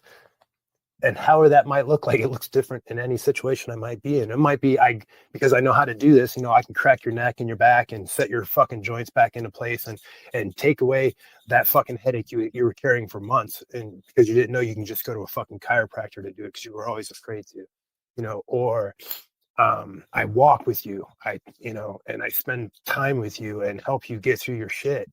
Or I just teach you a fucking move that helps you unclog something in your jujitsu, you know, whatever it fucking might be. It's not just jujitsu. You know, jujitsu for me is a medium where I meet people in their shit, in their muck, and help them get through it. You know, Yeah. um, it's a beautiful thing. Like martial arts to me is different. You know, like throughout all these stages in my life, there was a time where it was just pure brutality, you know, but it was still saving me. It was, you know, like, you know what I was thinking here, you know, it was like, this is what I do. I'm a fighter, you know, I'm tough, you know, but it really wasn't in deep in here, you know, um, it was always saving me. It was always helping me reach out to other people and help other people's lives. And I have so many people that tell me if it wasn't for me, if it wasn't this and that. And it's not just martial arts, but like I didn't make it through combat control or pararescue, but I've got like 3 or 4 guys who've written me letters saying, because you were there and the things you said to me and the way what you taught me, and because you didn't let me quit or pop in our buddy breathing or whatever, I made it through. Thank you. So I didn't make it, but at least 5 other people did because of me, and maybe more. You know, we have influence more than we know, Yes. you know, like whether it be positive or negative. Like you have to understand that, like, you know, you can leave a situation thinking you're in the right or whatever, but just because you were in the right doesn't, like, you left a vibe with someone that might send them into a downward spiral. So there's things I'm thinking about, but then there's also this side of me with my boundaries of like, I gotta let these people go too. There's people who see themselves out the door, they just go, you know, and it's usually the narcissist type, you know, the kind of people who are using me or not letting me know, you know, but I'm getting these people out of my life, and it's not, I have to say a word to them. They just fucking, they get mad at me for some reason that I didn't do or whatever. And then they leave, and it's like, okay, cool. Like, I don't fight for them to come back. It's just like, go ahead and stay Yeah. away. Yeah, there's that. There's an individual that I was friends with. Um, they didn't like that I went to an event where someone they didn't like was there, and I took a Oh, picture with that person, I got to deal with this shit all the time. and I got a message from them basically saying, "Oh, so you support that person now?" I was like, "No, I actually was off that weekend. I was starting a new job where I finally got my weekends now. It's like I was off that weekend. I got invited to an event. I was excited to go to that event. Didn't even connect that that person would be there, but we went to that event. It was a great time. Pictures were taken, and then we did a group picture with them. And then, they're just like the person then tried to I guess guilt apologize, they apologized in a way that tried to make me feel guilty. I Narcissism, was like, man. yeah, and it was like, Leave that person out of your life. If they hear yeah, this, whoever you are, check yourself. yeah, Love yeah, you, but check like, yourself. it's like, I, moved on. We hadn't communicated. I sent them a happy birthday just, because that's what I do. If I got your phone number in my phone, I get an alert saying it's your birthday. I'm gonna hit you with a happy birthday because I'm not really a social media happy birthday if I have a way to contact you. So I was like, you know what? Let me at least still, show. Look, I don't have a problem with you. Happy birthday. He said thank you, and we kind of kept it moving. And for me, it's like that's the best outcome there because what happens is like, okay, let me weasel my way back into this and then start manipulating again. And it's like, look, man, I just want to be cool. I don't want like I try my best these days, especially forgive, don't forget. Yes. I'm not don't- mad at you, but we can't be, we're not hanging out like that Dude, anymore. When there's mosquitoes outside your door and you open the door and the mosquito comes in, that's your fault. You got to learn to keep the mosquitoes out, that's all, it's and good for you, that you just, they see themselves out the door. Don't sit there and apologize. All you got to do is just don't apologize for something you have nothing to apologize for. So I've had schools that wanted me to be exclusive to them, but they don't want to pay me the money to be exclusive. But it's like, you're going to have to pay me a living wage to fucking teach at your school exclusively where you just have me teaching it. But I live in Ohio. I live in Ashland. I'm right smack dab in the center. And I teach at all the different schools, and this is what I feel like my calling is. I want to be friends with all the different schools until I open up my own school. I don't want to just be for one and I can't go be friends with anybody else. That's kind of like what the issue comes up.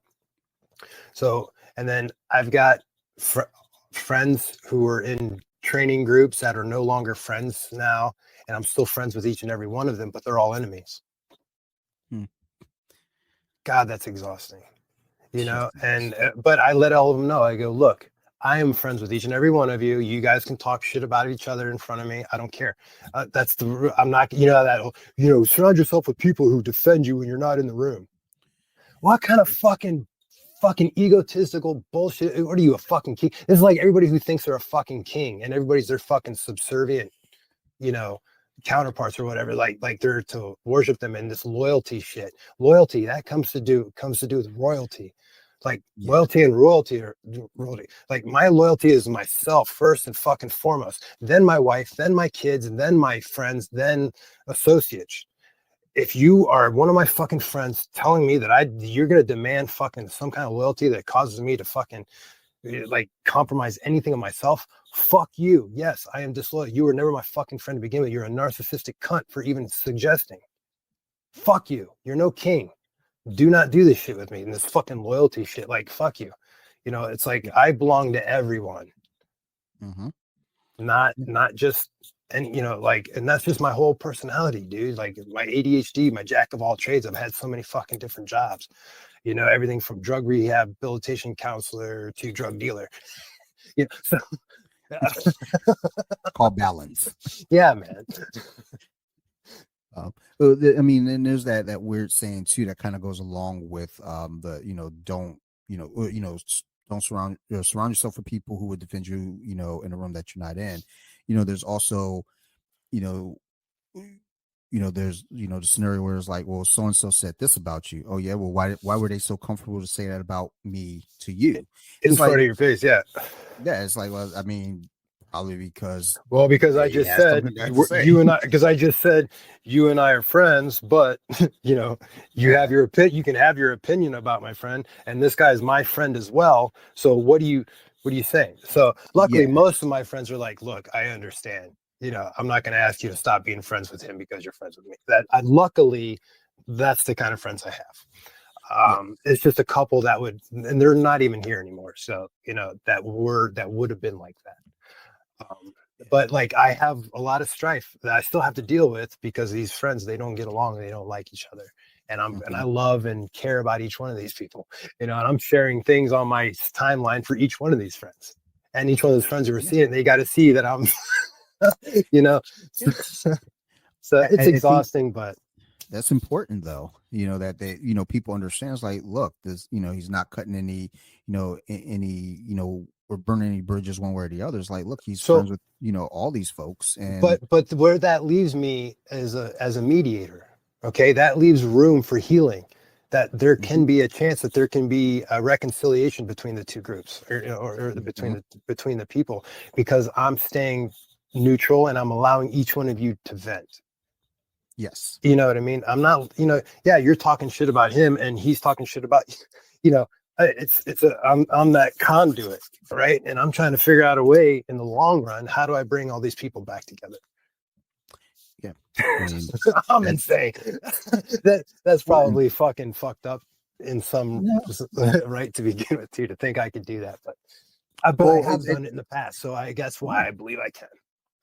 I think it's also, though, it's an important thing because sometimes, that's just the spark that's needed to rekindle an old friendship that might have been broken down because of misunderstanding somewhere along the line or whatever it might be. Because a lot of times you got two parties that are mad at each other and they're mad at each other for reasons they don't even understand. They think I'm mad because of this and I'm mad because of this.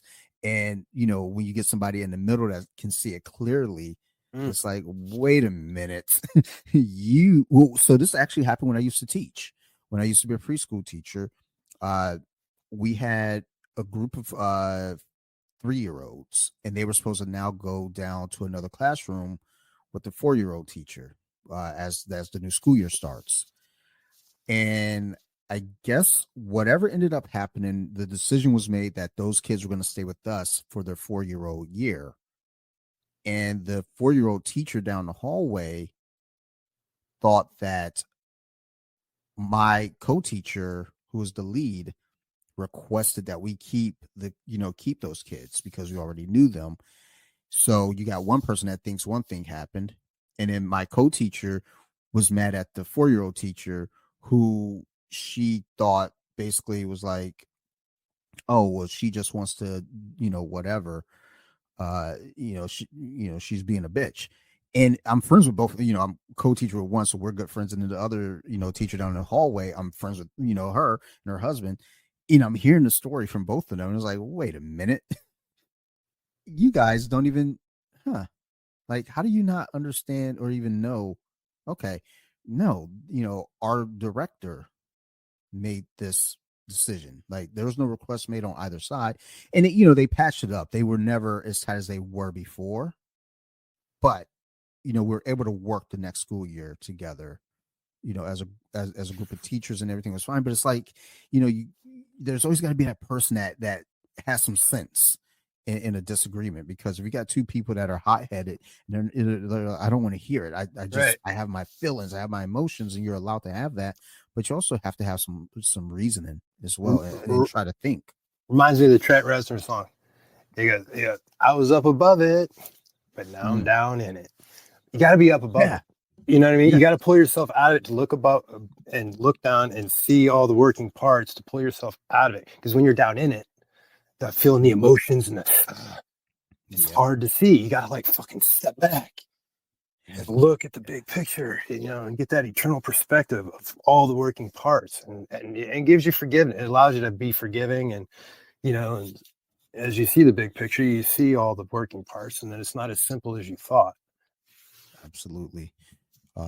It's just, again, people gotta think, slow yourself down, and just take a step back, spend some alone time and think. That's fucking key.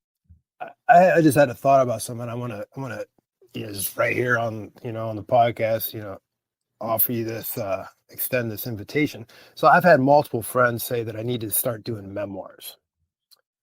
And it's hard for me to do that, like just to get on and do it. Is that like something like every other month? Would you be willing to do like a 20-minute, like a blurb where we just take a topic like we discussed beforehand, where we take a topic, that's like these, because we've had so many things that we can, like, we've touched on so many wonderful like things that we could delve into. Yes. Like maybe we like just do like a 20-minute specific, or even just a quick half hour, like, because podcasts are usually an hour to 2 hours long. Like do a fraction of that, like 20 minutes, actually 20 minutes, because that's like the perfect attention span, right? 20 minutes on, 20 minutes off, 20 minutes on, like where we like delve into just a topic, and we we Venn diagram it over like jiu-jitsu, or like how jiu-jitsu can be through life, and life is jiu-jitsu kind of thing. but we take one specific thing and we delve into that for 20 minutes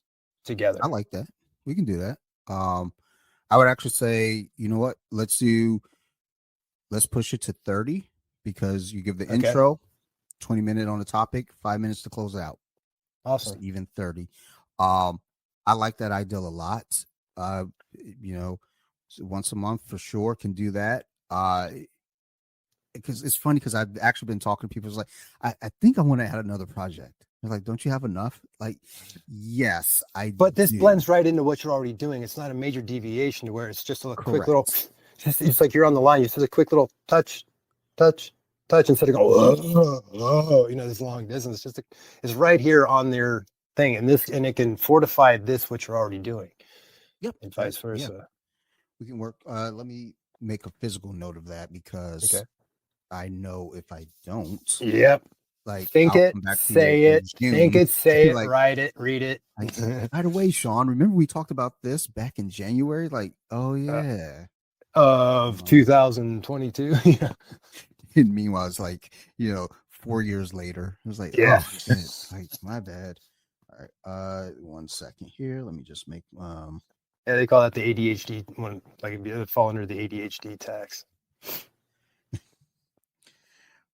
All right. Got it here. Because my life is so sprawled out, man. Like it can go like it's a 360. It's like a sphere that's exploding. It's like a 360-degree sphere direction. You know what I mean? Like I'm a bubble expanding. Well, I think also too, just in our conversations as we're chatting, and we're all over the place, but it's all interconnected. Everywhere that we go is connected. Yes. From one point back to a new, and then we can always bring it right back. That's how interconnected. And I love those types of conversations because, like our beer review show, that's kind of how it goes when we're talking about like football, and we end up we get away from football somehow. We end up talking about some other weird topic, but it stems from that football conversation, and then we end up back at football. And so it's like most of my conversations end up like that, and it's like, and after about a 20-minute rant with my co-host, I'll say, dude, how do we get here? And he's like, you know how we got here. Oh yeah, okay, never mind. So I love that ideal. Yeah, we could start as early as February, start making that happen because like I said, I've had this idea. It's like there's something else I know I want to do. I just don't know. And it's like I'm trying to like figure out this because like I think for me, I have to stay busy. It's like idle hands. I have to stay busy because if I'm not busy, I get into trouble. So, and now that I've kind of got all three of these podcasts kind of streamlined where it's like, oh, they just roll out now. Like, that's awesome. Okay, it's getting too easy. I need to add something else to it. I know some people are probably like, well, why don't you watch some fucking jiu-jitsu videos and get better at jiu-jitsu? Look, Dick, one thing at a time, okay? I'll get there. Like, you don't know me. You're not my real mom.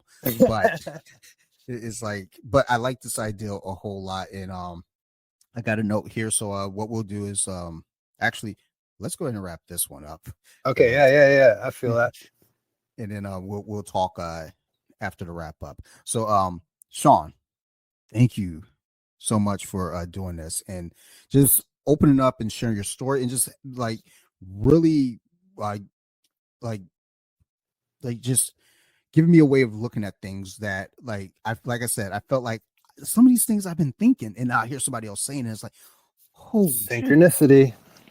Like there's synchronicities. I'm not alone. So thank you for that. Thank you. It's reciprocal. Before we exit out of here, do you have any shout outs or mentions that you would like to leave the listeners with? I don't know.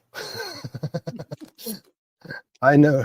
All I know is I know nothing. So I have nothing to tell you except for, I don't know, find out you know nothing for yourself. You can follow my Instagram if you want to see some martial arts stuff and some thoughts of life. Alien Blueprint on Instagram. I guess that's it.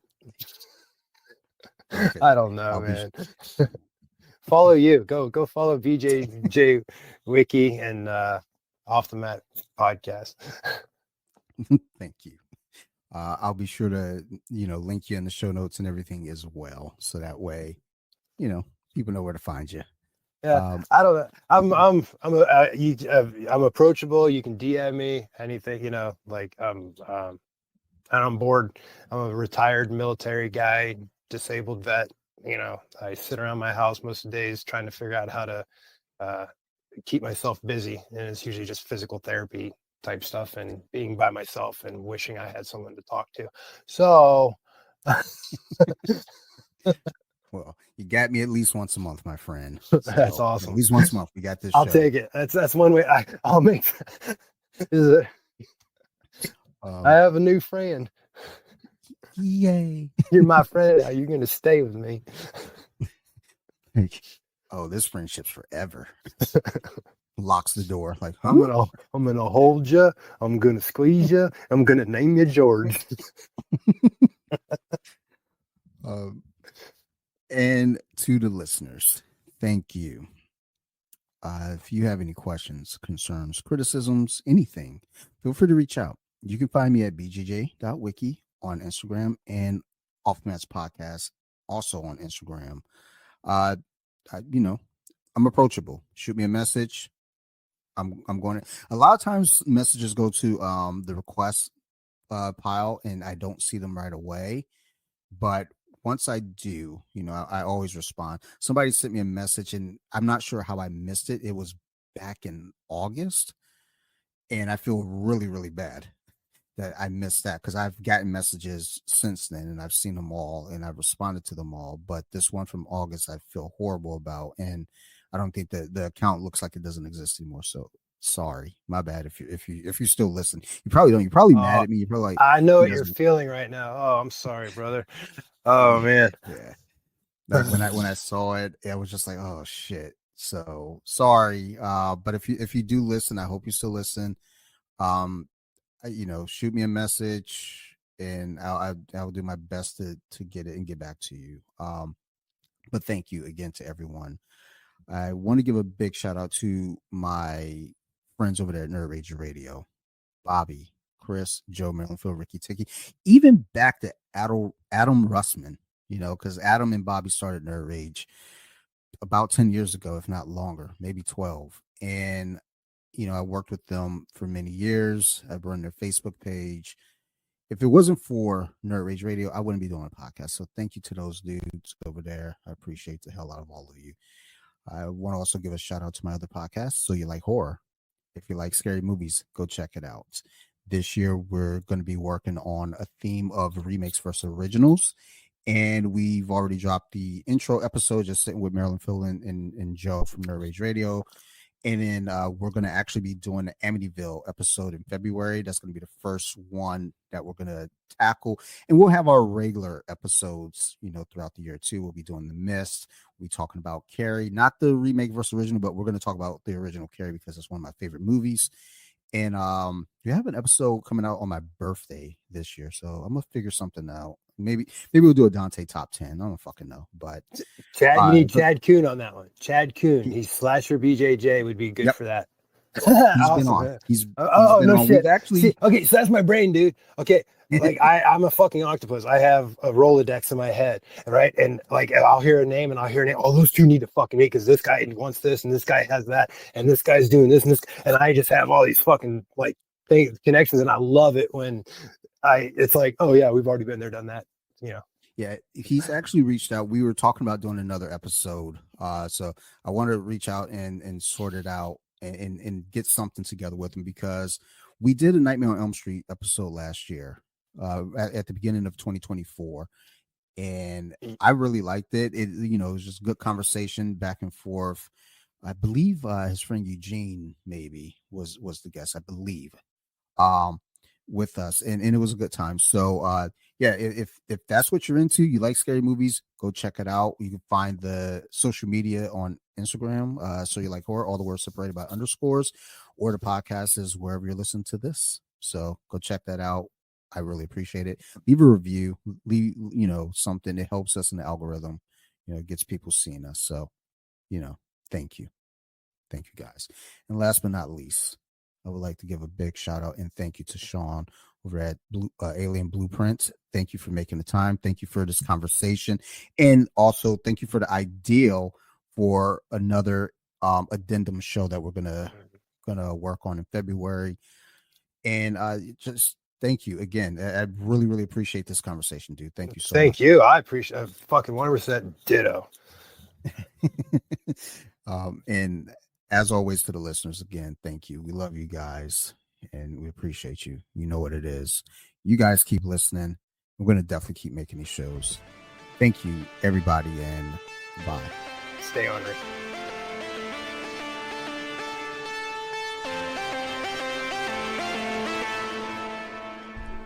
Deep with it. Now let me sing a song.